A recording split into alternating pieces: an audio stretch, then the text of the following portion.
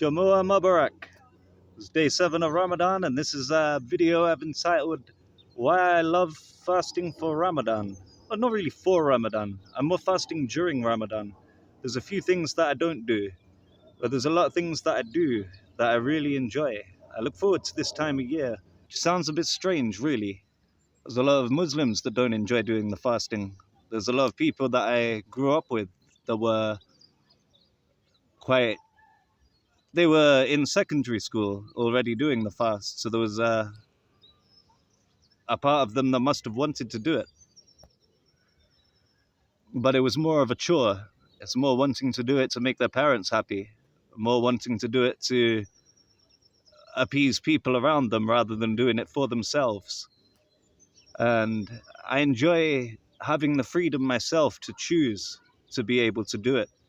There's nobody that's expecting this of me. In fact, a lot of people think I'm crazy when I mention it. I try not to really go around mentioning it, as fasting is something that you do for yourself. It's something that's between you and God, if you're doing it for God or Allah subhanahu wa ta'ala. There's just the Arabic name for God is God the exalted and the glory be unto him. I have started learning Arabic. I'm not too great. I'd be okay if I need to tell someone that, like, Rosa has fish, or that Sam is a teacher, like. But I started learning. I started learning as a mission. I want to get good enough at Arabic to be able to read the Qur'an in Arabic. I have a copy of it. It's just I don't trust other people's translations. Same as the Old Testament. I started learning Hebrew at one point because I was trying to read the original rather than the translated version. But then no matter how far you go back, there's always an earlier version. And this is why I love Ramadan as a non-Muslim.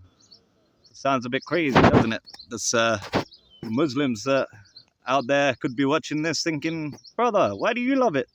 I do it, but I don't love it. It's more of a chore for some people.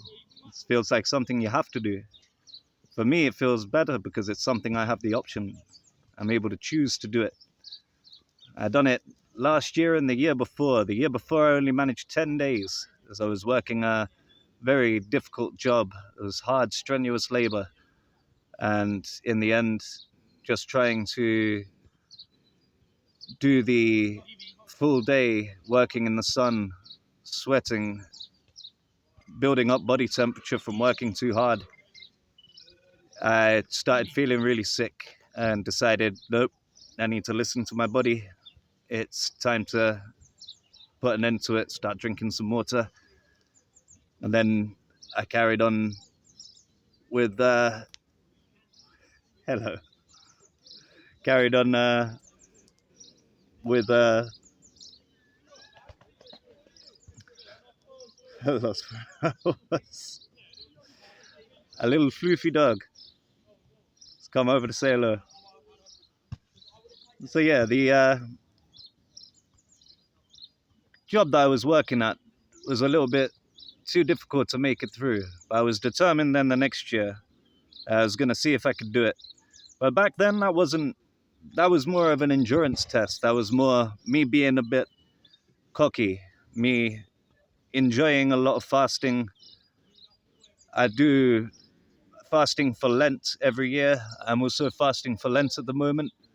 So that also might sound a bit confusing. So right, for those of you that don't know, the Ramadan fast is a dry fast from sunrise to sunset.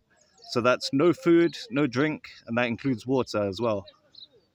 So you are dry fasting from the moment the sun comes up till the moment the sun drops. The word Ramadan comes from the word Ramida, which means to become scorching hot or to get really dry. And I imagine this is due to how your throat would feel. Well, my throat feels quite dry, but because at the moment I am doing fasting for Lent. Now, Lent is a Christian tradition in which over 46 days you would spend 40 days abstaining from meat, dairy, and eggs, and alcohol.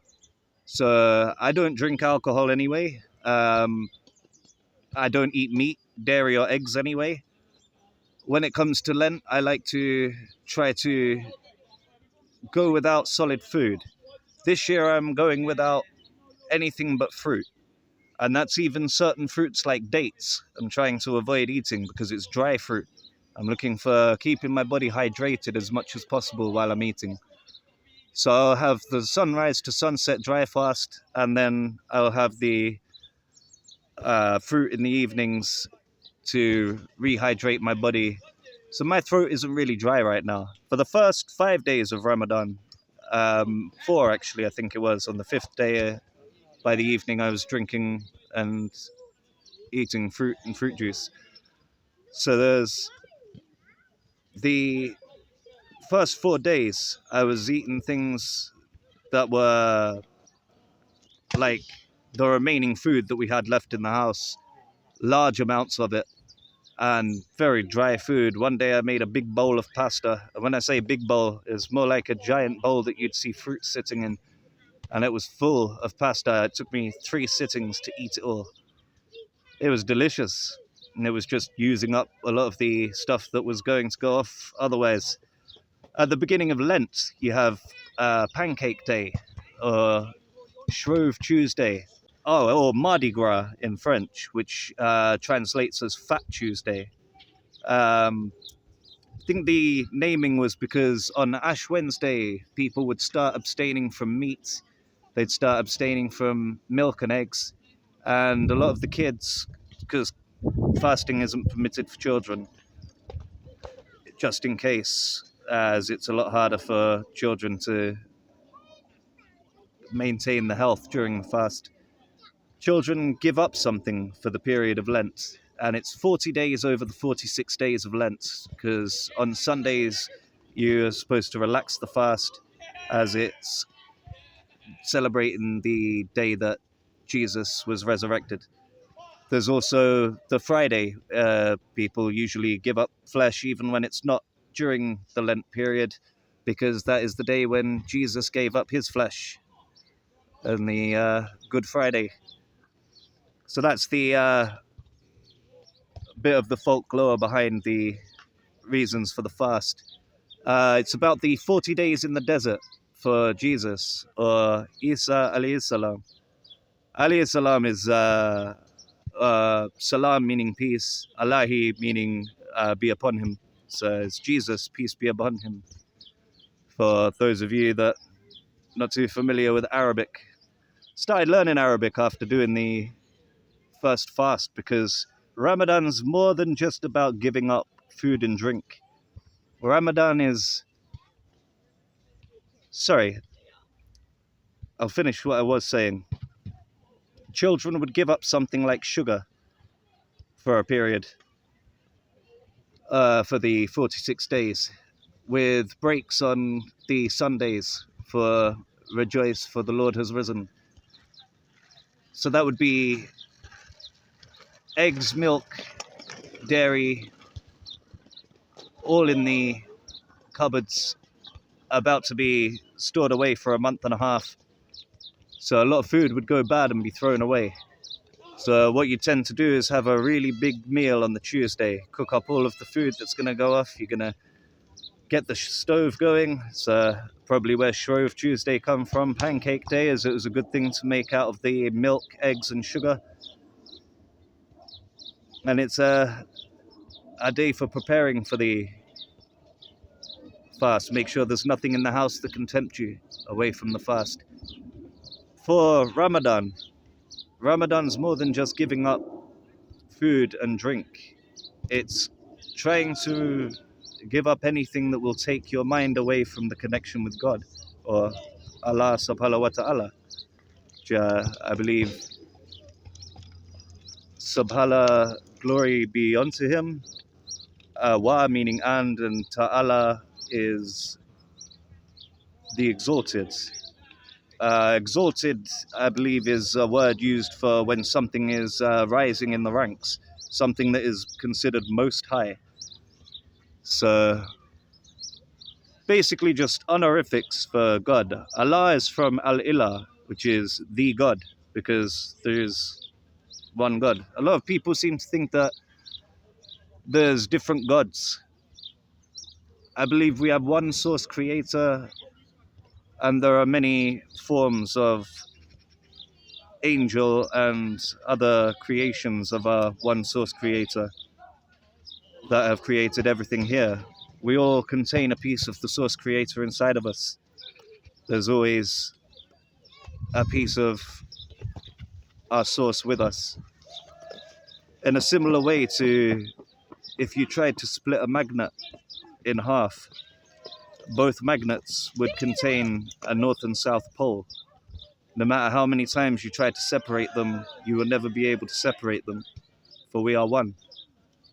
This is, as I believe us to be here, we're on this plane of existence, this dunya, this world, this place we come to is for this experience. We are being damned. When you are damned, you are cut off. You are unable to feel the presence of the Lord with you, even though the Lord is always with you. It gives you that chance. It gives you that freedom. You can do things that you wouldn't do if you knew that God was watching. So the Ramadan holy month is quite an important one, because in the holy month of Ramadan, they say everything that you do, good deeds for others, then the rewards you receive are multiplied. However, if you were to commit sin, then it will be a far more serious matter. So it works as a double-edged sword. And I really enjoy having the opportunity to join in, because there's a lot of, especially I'm from the UK, there's a lot of tension between people when it comes to religions. A lot of people blame religion for all of the political matters that happen around the world. Whereas I personally see people that are out hurting and abusing others, they are not men of God. They are not people of God. They are, if they say they are, then it's in name only, because their actions do not match. But a lot of people don't see the difference. What they see is Catholic priest abuses children. All Catholic priests must be pedophiles. They see suicide bombing in such and such a place. They see it as Muslims causing problems again, even though the majority of suicide bombings, the majority of people that die in them are actually Muslim as well. It's not something that is religion specific. In fact, I think I see Pakistan in 2018 declared a fatwa saying that suicide bombing is not Islam. Islam is peace. Islam is surrender to God. You're not going to go around blowing up his children if you're in that. If that is your way of being, that's something that doesn't make sense. It's a contradiction. But I like looking at the positive sides. It's it's very good, especially as it's come around to this time of year, where you have Lent and Ramadan are overlapping. So at the moment, I'm having just fruit for Lent, which is a bit of a contradiction when it comes to doing the Ramadan fast. One of the reasons why you would fast during Ramadan is to put yourself in the shoes of the people who can't afford food, the people that go out and work hard all day to have a small amount to eat because they're saving money for their family. They're saving the food for their family. They go without meals themselves so that they can feed the people they love. And it's to remind yourself of this. And I'm eating fruit, which is expensive. they reckon you shouldn't really be eating fruit or meat in the evenings when you're breaking your fast for iftar. This is seriously devout Muslims here. Don't mean any offense to anyone or trying to say any of your Islam is invalid. I'm talking real idealistic here.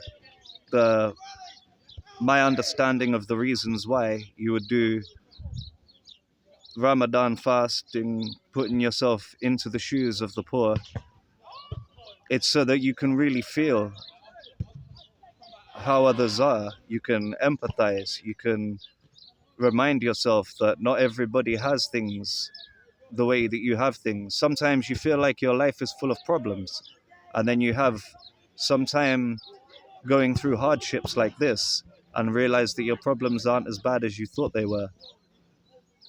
And they say that you shouldn't be eating meat because meat is expensive. You shouldn't be eating big, expensive processed foods. You shouldn't be eating fruit because fruit is expensive. You should really only be having two ingredients if you're having a meal, something like bread and cheese, rice and beans. Not the amount of fasts that you see on TikTok videos. It's more like a mukbang than a fast. That's just you go without food until the evening and then eat more food than you would have eaten in the entire day. Now I understand this because I'm the same as everyone else. When it comes to fasting, your eyes get bigger than your belly, or your belly shrinks to the point where your eyes are bigger. The amount of times I've gone around and I've bought fruit and I've bought food and I've bought way too much to the point where I can't even eat all of this food now or it's gonna go off. Same as I've heard from friends that I have that were fasting for Ramadan. They have a massive feast. When they get home, they start eating, they realize their stomach's not as big as they thought. They've overcooked. Now it's a problem because now food could go to waste. And that's the opposite of what Ramadan is about. It's about you feeling the hunger that poor people would feel to encourage you to give food to the poor, not waste food that could have fed the poor. This is something that we could all easily fall victim to. Like, I was lucky enough that where I was buying fruit, it wasn't something that needed to be eaten right there and then. There is, of course, fruit gets too ripe, so you could end up not having enough. Sorry, you could end up not having enough time to be able to eat it before it goes bad or starts getting eaten by a swarm of flies. So there's a few times where I was walking around with a bag of fruit, basically like a side bag, as well as the backpack that I would carry that had bits and pieces in. I'd have a side bag full of fruit because I had that much fruit. I'd be taking it into work. I'd be making smoothies, the strawberry and banana smoothies, and I'd be going around. If I don't believe in giving money to charity either because I can't see where the money is going and I can't be 100% guaranteed that I'm not just funding people that are using other people's suffering to gain from it. So I tend to try and go direct. Like, I give fruit that I carry in my bag to homeless people that I see in the street. The majority of people that I have offered it to have accepted it gladly. There has been a few times where I've offered apples and I've been told that, like, the guy can't eat it because it affects his teeth too much, which is fully understandable. So I do try and carry oranges with me. I find oranges is a good one. Plus, there's a lot of vitamin C, which is good for someone that's out sleeping rough. I mean, I've been out sleeping rough in the past before. I've been in poverty situations before, but it's not been as bad as the poverty situations that I see some people in. I was in a situation where I was working. I was working nights, and I was staying at a friend's place who was working in the day. He would leave at 8 o'clock in the morning, sometimes earlier if the guy that was picking him up turned up early. and I didn't have a key to his place, so I would need to turn up right before he left, or I wouldn't have a place to sleep that day. I would have to go out to find a bench in a park and catch a little bit of sleep, get ready for work the next night. And on the times that I did manage to get home, or to my friend's place on time to get in, I didn't have keys, so I couldn't leave the place because otherwise it's leaving his flat unlocked. And I couldn't get food because the place I was staying at, this was a place where there was rarely ever any food, but there was always cannabis. It was one of those type of places. And I was the kind of person that I could deal with hardships provided I had a smoke to make me feel comfortable with the situation. So what I didn't realize at the time is you're not supposed to feel comfortable in the situation. You're not supposed to be feeling the like everything is okay as it is. You're supposed to feel like this situation is something that you got to work harder to get away from, to strive to do better. But when you're in that situation, things look and feel hopeless. So I can understand there's a lot of people that say with homeless people, but they're just laying around and not working. It's very hard if you're in a situation where your hope has been drained, when your spirit has been knocked out of you for bad situations.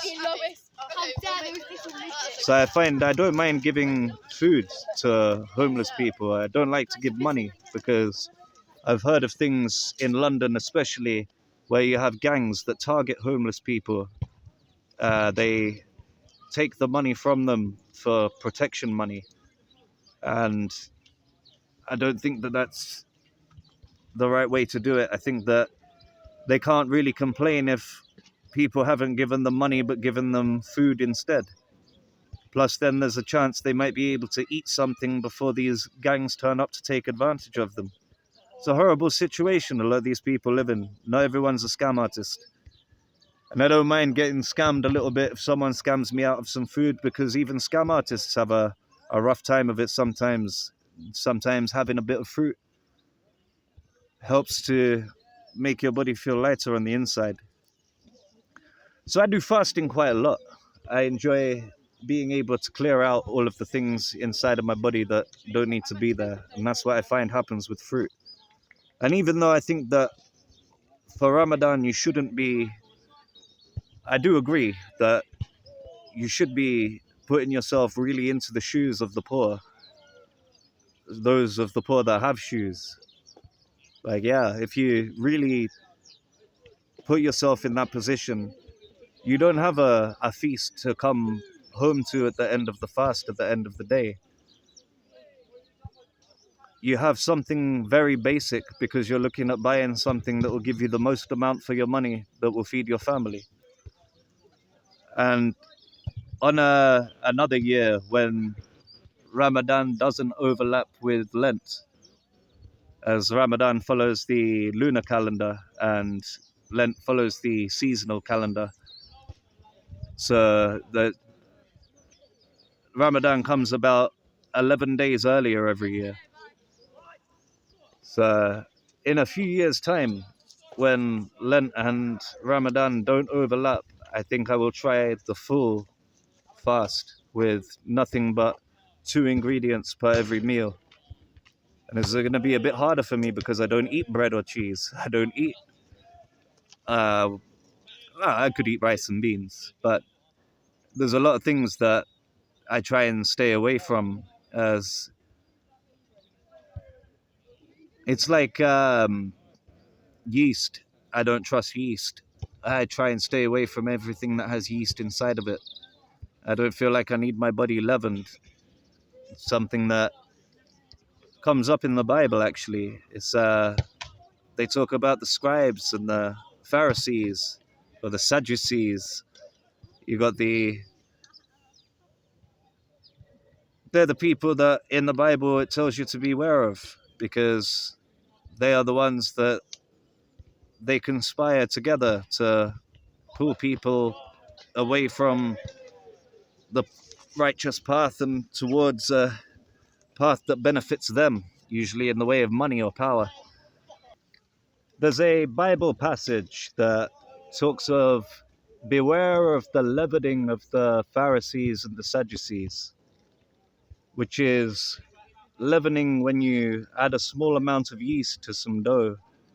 It's just a small amount that then spreads through the entire thing. It's gone. It's mixed in and you can't see it, but it infects all of the dough, and it helps it to rise. And this is why the Pharisees and the organized crime religions, I like to call them, the people that conspire, they take over the places of worship and they lead people astray. They try and discourage you from reading the books for yourself. They try and tell you things like you should trust the scholars, as the scholars will tell you how it really is. Now, this isn't every scholar ever. This is the people that are conspiring for their own gains. Now, they're placed here in a way that when they are a part of your church, then it just spreads this infection, which is a bad thing. But the spread infection will help you to rise because it's the recognition of it that helps you to realize that you should be focused more on the book and your personal relationship with God, not focus on what other people are telling you. Other people could tell you things forever. It's not like they will be able to tell you what you know on the inside. There's things that resonate with people because inside I believe we all know the truth. The thing that I love about Ramadan, it's not just about giving up the food and the drink. It's about watching what comes out of your mouth too. You've got to be careful not to be talking about people behind their back, not to be swearing. I think they call it backbiting when you talk about someone as soon as their back is turned. You talk negatively about people. That's something that I've been trying to avoid. Today is actually the only day that I've managed to go without swearing, and even then I've come very close. It's very difficult. I find it easier to watch what's going in than to watch what's coming out. It's very difficult to avoid swearing. I realized that last year. I did the full 30 days last year.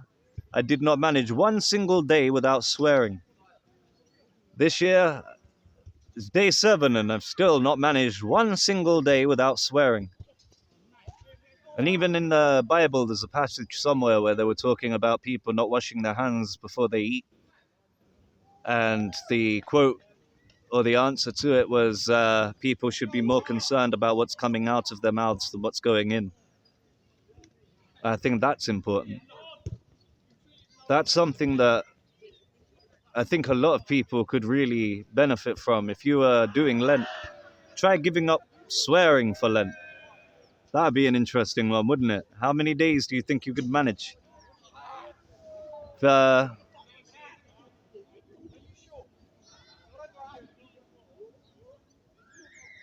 Also, maybe give up music or mindless entertainment. That's something that I started doing. It's the first time I attempted the Ramadan fast. I was being cocky, thought that I could just attempt the dry fast. Like, yeah, I do fasting all the time. A sunrise to sunset dry fast shouldn't be too hard. That's actually not the hard bit. When I started looking into the full list of rules for devout Muslims and find that it's about removing mindless entertainment. It's about removing things that will distract you from having a closer connection to God. This resonated with me because it's true. You can't be serving both yourself and God. As God, upon damning us, wants more than anything for us to find our way back. So that connection, that's something that resonates as true for me. It's something that I've read in most scriptures. It's the return of the prodigal son in the Bible. You have the two sons, one that stayed with his father and one that took his inheritance and decided to go off and spend it on prostitutes, and he blew all of his money on alcohol and these other things, having parties, and he ended up a down and out, completely broke. He had nothing. He was ashamed. He couldn't go back to his father. He couldn't face his father. But then one day he did make it back, and his father was overjoyed to see him. He was, bring the fatted calf, we'll sacrifice the fatted calf and have a feast. And it was symbolic. The younger brother was feeling a bit put out. It was like, how comes you celebrate my brother? He's gone off and wasted everything you gave him,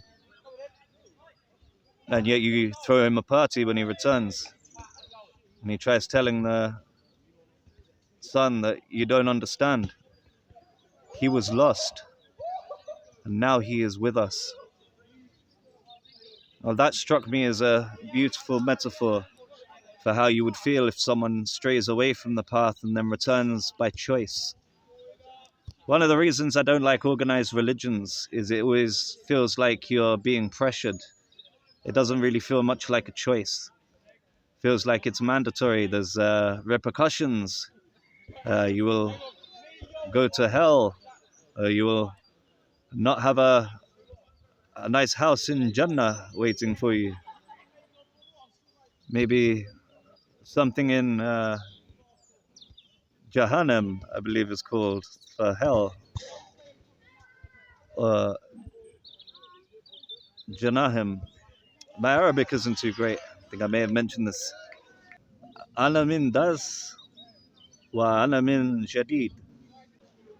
The reason why I feel like I'm going to continue doing these fasts every year is because it gives you something that you don't get just anywhere. It gives you something that they call iman, which roughly translates to faith. It gives you a stronger sense of faith. It gives you the feelings that come along with the actions when you do things.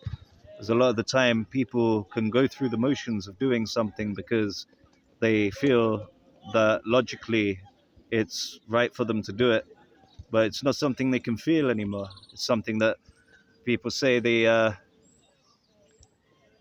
your iman fluctuates. It goes up and down.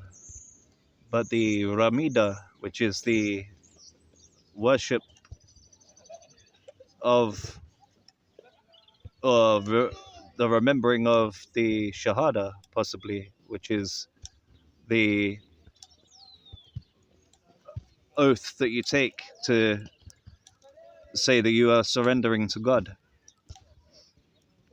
I don't think people really know what that means either. Surrendering to God means you're doing what God wills, not what you will. It's like everyone has an ego. The ego is the part of you that wants to pull you away from what God would want, as that is the part of you that is testing you. This is how you're tested. The shaitan in your ear is whispering to your ego, and that is pulling you away. Your ego in Latin means I, it's the self. So the ego is you making the decisions. The ego is like your physiology, which is the energy, the E, that makes you go. That is the collection of all of the different things in your body, all of the different chemical reactions, all of the different elements, all of the different nerves that you feel, all of the synapses moving through your body. This is what creates the physiology, which is what creates the emotions, which is your E energy in motion. And to feel like you've surrendered, what the self wants is to shut off or to not listen to the side of you that encourages you to take the other path and instead choose to return as the prodigal son. Like, yeah, we all came to this place to have the experience. We've all done things that we regret. We all do things that haven't been the best for our bodies. I've yet to meet someone who is, as they say, perfect and has never made a mistake. In fact, if you've never made a mistake in life, I don't think you've ever actually done anything, have you? As absolutely everything I've done in life, I've made mistakes with. It's a place for learning. And I find that I've been feeling the pull recently, which is unusual for me. I feel like a lot of the time I fast regularly throughout the year. I don't feel like a lot of the times that I have the same mentality that I used to. If you see attractive girls walking past, like the natural thing for guys is to look at their bodies, to admire the beautiful bodies, and usually to have some less than holy thoughts. And I find that this year, like this past week, more than the past few months or the past year, I've been noticing it a lot more. Like almost my eyes are tuned in to try and seek it out everywhere that I can. I was walking through town earlier to get to the shops, and I see a lot of girls that have come out where it started to get sunny again. There's a lot of beautiful girls that are walking around wearing hardly anything at all. And I see them and acknowledge it, but then it's like I can feel a side of my brain about to kick into gear. I can feel my eyes are about to start looking. So I close my eyes, nod my head, and smile, because I'm now at a stage where I'm sensitive enough to realize this as part of the test. Admiring another's flesh is desires of the flesh. This is what people should be giving up for Lent, really. It's definitely something that people should be avoiding in the holy month of Ramadan. I understand why women cover up and why men don't look. It's a sign of respect, but also it's to try and avoid falling victim to the shaitan whispering in your ear. Because it's a lot easier when there's things to bribe you with, like flesh. So I was out buying fruit earlier. I was buying some and then realized I was overbuying. As I had a large amount, and I realized that this isn't what I should be doing. For the past 2 nights, my meals have been rather small. I've been having fruit, but it's been still more or less 2 ingredients. There's on the first night of eating just fruit, I had a papaya with lime, which is 2 ingredients. I was drinking apple juice with banana mixed into it as a smoothie. That was 2 ingredients. But even then, that's 4 ingredients, really, isn't it? And there's last night I ate 4 oranges and a banana smoothie. Like generally, you don't feel like you need to eat that much when you do fasting. And the way that I feel when I do the dry fasting and then have something small to eat in the evening that's very hydrating, it's such an unmatchable feeling. By the time I get to the end of the month, I imagine I'm going to be radiating Iman. I will be full of faith. Everything will feel like I don't need to think anymore because everything becomes clear what I should do.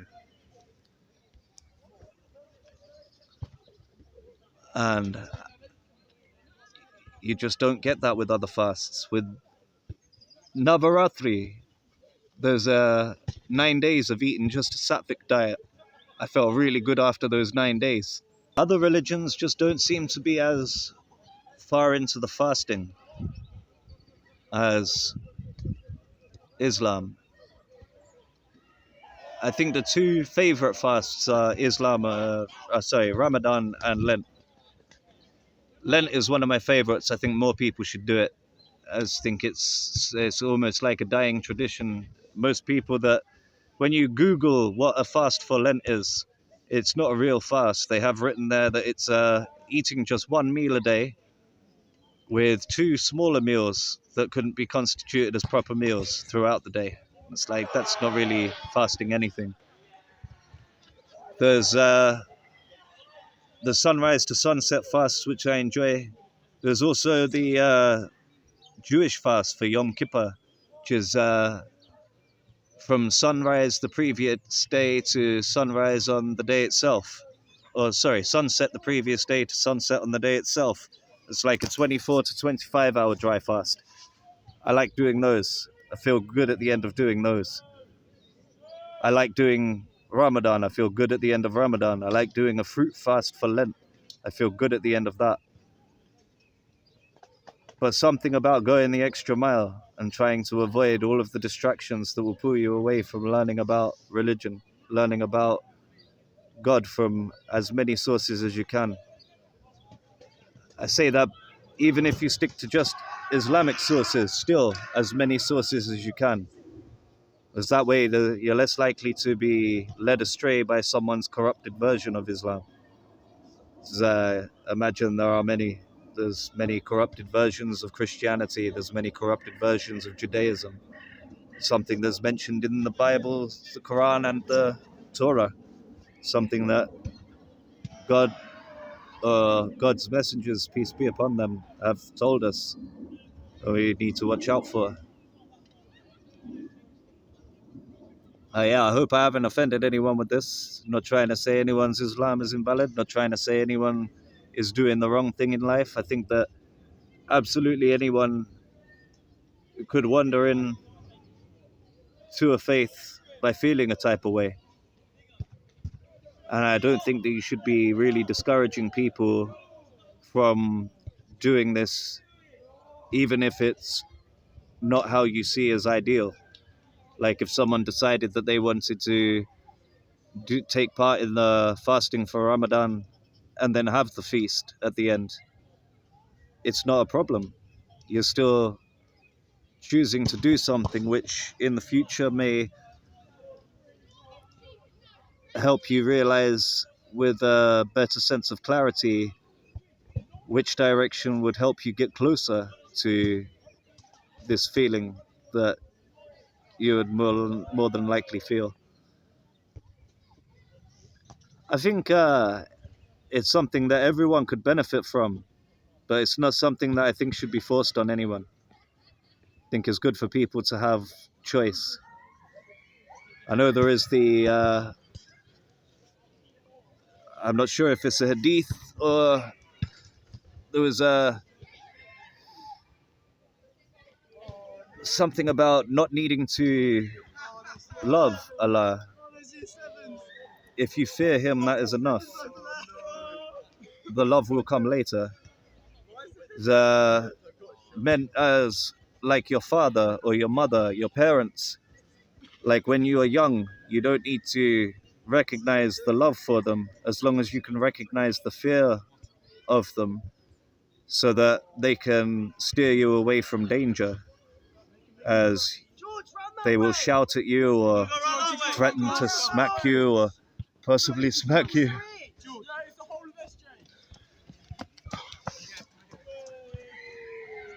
And it's something that helps raise children because it steers you away from danger, and that's a good thing.